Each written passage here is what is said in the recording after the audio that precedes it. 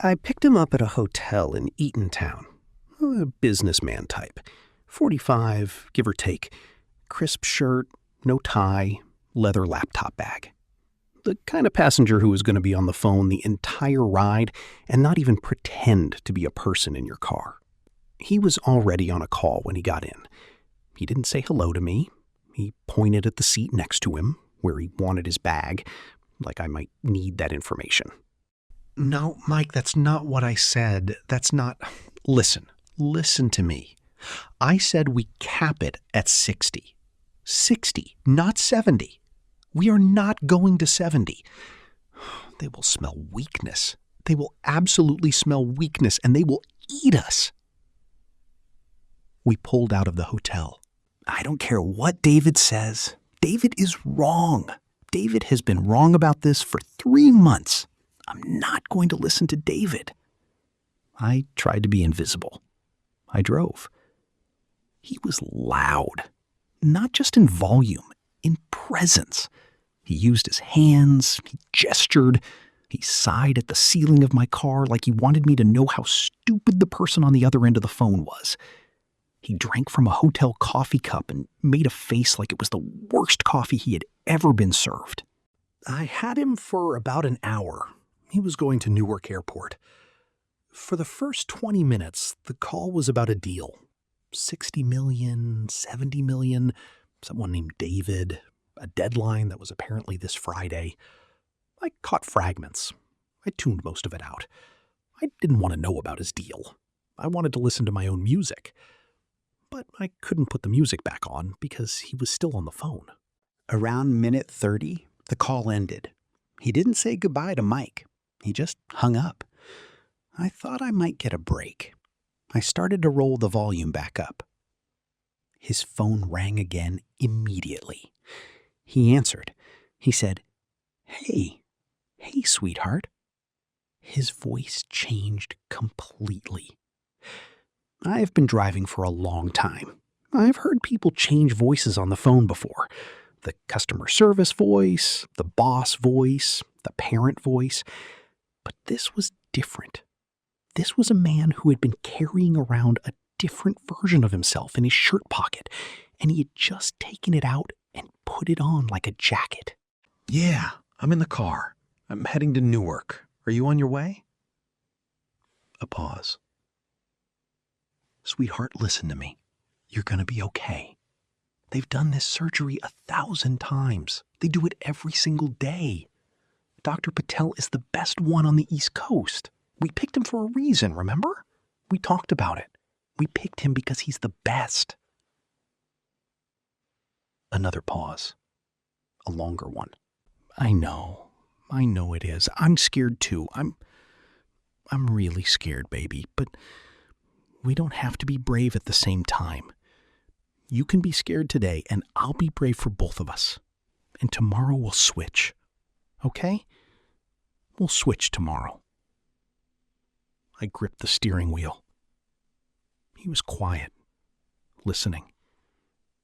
Then he said, "I'm going to be there when you wake up. I will be in that chair. I'll be in that chair before you go under, and I will be in that chair when you come out. I am not going anywhere. I haven't gone anywhere in 31 years, and I'm not starting today." I had to blink. He kept going. "Did you eat anything? You're supposed to fast." "Okay, good. Good girl. I know it's hard. I'll buy you the biggest hash brown in the state of New Jersey when you can eat again. The biggest one. I'll have the airline put it on ice. He laughed. He laughed at something she said. It was a real laugh. A laugh from somewhere deep in his chest. Yes, I am being ridiculous. I know I am. I am being ridiculous on purpose. Because you said I'm not allowed to cry. And ridiculous is the only other option." A pause. Then his voice broke, just slightly. "I love you. I love you more than I have ever loved anyone in my life. I am sorry I am not in the car next to you. I am so sorry. I am coming. I am coming as fast as I can. He listened. He nodded, even though she couldn't see him. He said, "Tell them I'm flying in from a deal. Tell them I'm the husband. Tell them I will be there. Don't let them put you under without telling them I'm coming." He hung up. He was quiet for a long time. I could hear his breathing. He was trying not to cry. Or maybe he was crying and trying to do it without sound. I couldn't tell. I didn't look in the mirror because I didn't want to embarrass him. After a few minutes, he said, "Sorry. Sorry about that. Sorry for all the noise." I said, "Sir, you don't have to apologize." He said, "My wife is having heart surgery in Cleveland. I should have been on a flight last night. The stupid deal. I was supposed to get on a plane at 6. They moved the meeting. I told her I'd be home, and now I'm not home." I didn't know what to say.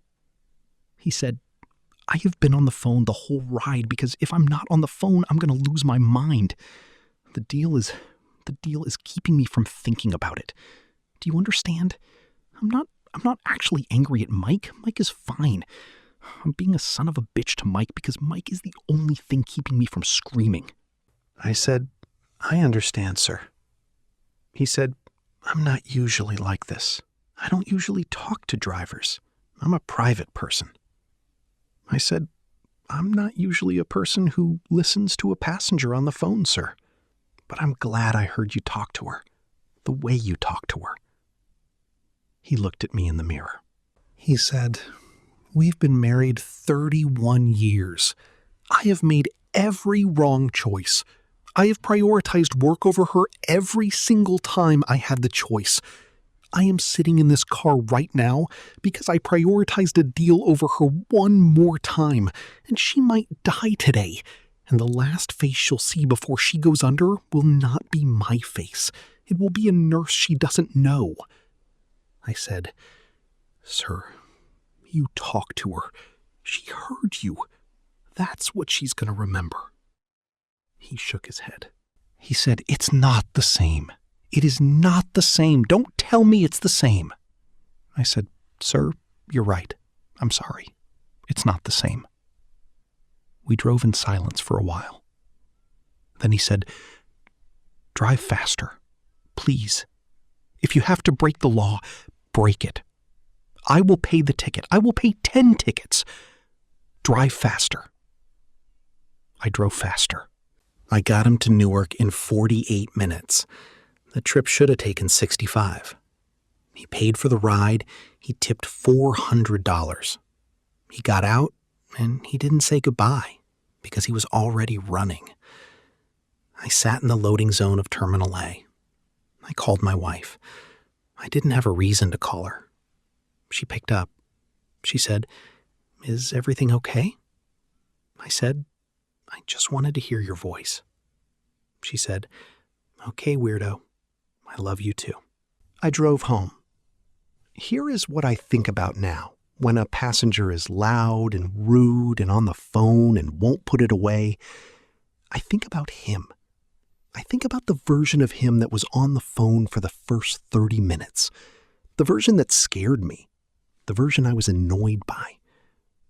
I think about the fact that I had no way of knowing that the loudness was grief, that the rudeness was fear, that the man yelling at Mike about a deal was a man who was going to lose his wife. I don't know if she lived. I don't know his name. I don't know hers. I never will. But every time I get a passenger now who is too loud on the phone, who is rude, who treats me like a piece of the car instead of a person, I let it go. I just let it go. Because they might be on their way to the worst day of their life. And I don't want to add to it. I want to be a quiet, smooth ride. I want them to remember that part of the day as the part that didn't hurt. I think the best thing a driver can do most of the time is be the easy part of someone's hard day. I try to be that. I'm not always, but I try.